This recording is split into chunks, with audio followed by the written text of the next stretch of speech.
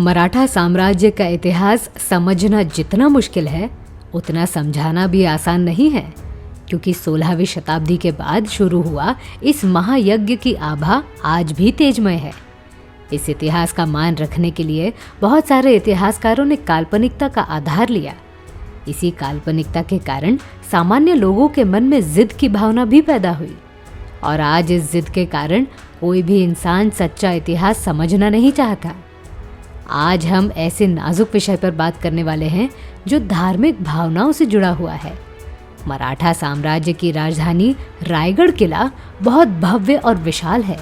इस आलीशान किले पर जगदीश्वर नामक मंदिर है, जिसकी आकृति एक मस्जिद जैसी है।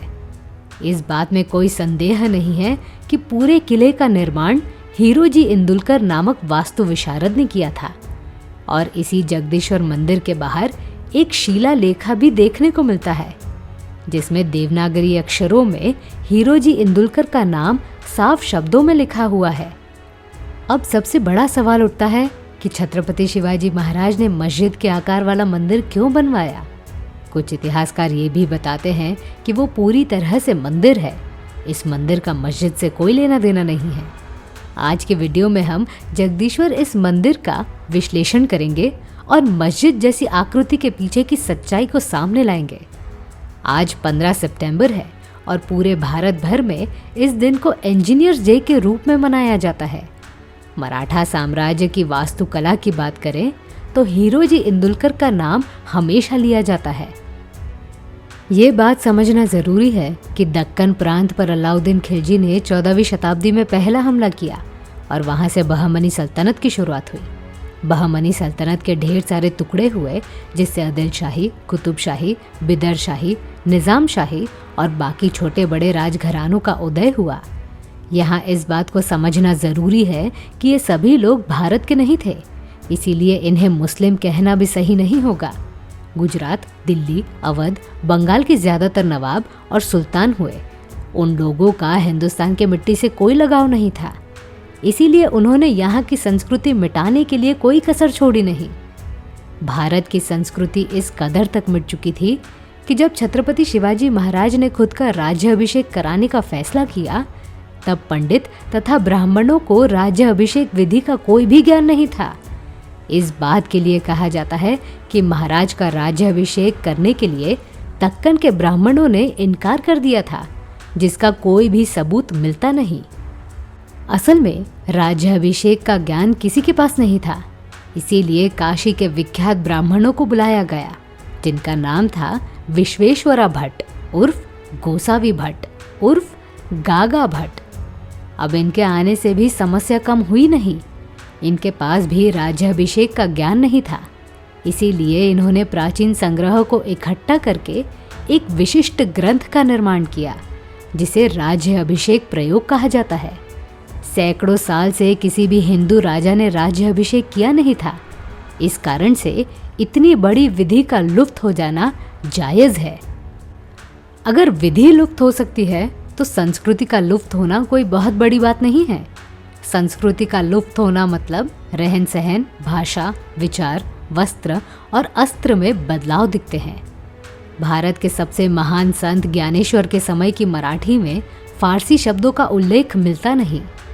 ज्ञानेश्वर से भी पहले श्री चक्रधर स्वामी के ज़माने की मराठी भाषा में भी फारसी शब्दों का इस्तेमाल नहीं होता था, पर 15वीं शताब्दी में ढेर सारे फारसी शब्दों का भंडार मिल जाता है।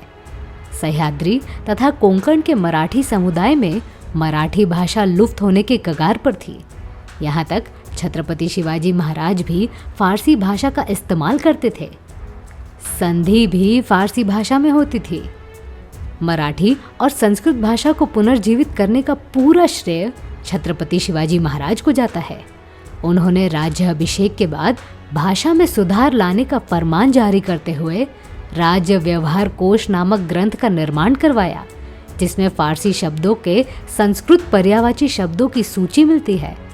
इसके बाद अपने मंत्रिमंडल पदों के नाम भी संस्कृत में बदल दिए।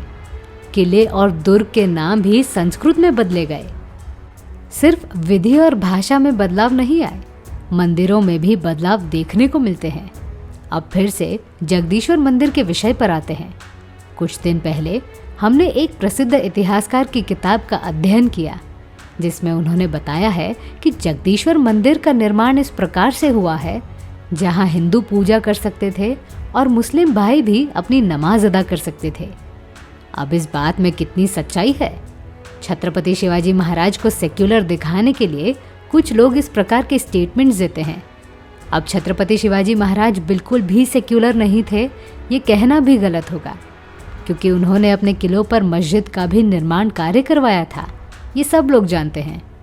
अगर रायगढ़ पर उन्हें मस्जिद बनानी थी तो अलग से बनवाते, जैसे कल्याण के दुर्गाड़ी किले में दुर्गा माता के मंदिर के बगल में ईदगाह बना हुआ है। ऐसे ढेर सारे किले आपको मिल जाएंगे जहां मंदिर और मस्जिद एक साथ देखने को मिलते हैं। जगदीश्वर मंदिर के अंदर जाने के बाद एक जाली दिखती है, जिसको देखकर मस्जिद जैसी आकृति का भ्रम होने लगता है। जगदीश्वर मंदिर को दूर से देखने के बाद गुंबज भी दिखता है। इन दो बातों की वजह से कुछ लोग इसे मस्जिद भी कहते हैं, पर सच्चाई कुछ और है।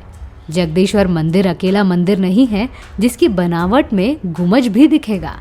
दक्कन प्रांत में ऐसे ढेर सारे मंदिर हैं जिसमें आपको गुंबज दिखेगा और गुंबज पर कलश भी नहीं दिखेगा। भारत के सभी मंदिरों पर आपको कलश दिखेगा, पर दक्षिण प्रांत में ऐसे मंदिर भी दिखेंगे जिसमें गुंबज के साथ मीनार भी दिखते हैं। जगदीश्वर मंदिर के आसपास 4 मीनार और बीच में एक गुंबज दिखता है, पर अंदर का पूरा वातावरण मंदिर जैसा है। और इसी मंदिर के प्रवेश द्वार पर हीरोजी इंदुलकर का शिलालेख मिलता है। इतिहासकार मानते हैं कि हीरोजी इंदुलकर ने जानबूझकर इस वास्तु का निर्माण किया, क्योंकि अगर दुश्मन आक्रमण करने आएंगे तो मस्जिद जैसा आभास उन्हें होगा। जब रायगढ़ मुगलों के हाथ लगा तब उन्होंने पूरा किला तोड़ दिया, पर जगदीश्वर मंदिर सही सलामत बच गया। पर हम इस घटना को इत्तेफाक का नाम देंगे। सबसे पहली बात तो ये है कि जगदीश्वर जैसे दूसरे मंदिर भी हैं, और इस मंदिर की गणेश मूर्ति इसी मंदिर के पत्थर से तराशी गई है। उस जमाने में मंदिर के दरवाजे छोटे होते थे, क्योंकि अगर कोई इंसान मंदिर तोड़ने अंदर आएगा तो उसे सबसे पहले सर झुकाना पड़ेगा। तो अंततः हम ये कह सकते हैं कि जैसे भाषा और पहनावे में बदलाव आया था, वैसे ही मंदिर के बनावट में भी बदलाव आया था। तो निष्कर्ष यही निकलता है कि जगदीश्वर मंदिर की कलाकृति को देखकर गैर धर्मी विचार मन में नहीं आना चाहिए। ये सोचना चाहिए कि उस वक्त समाज कैसा था और किस परिस्थिति में था।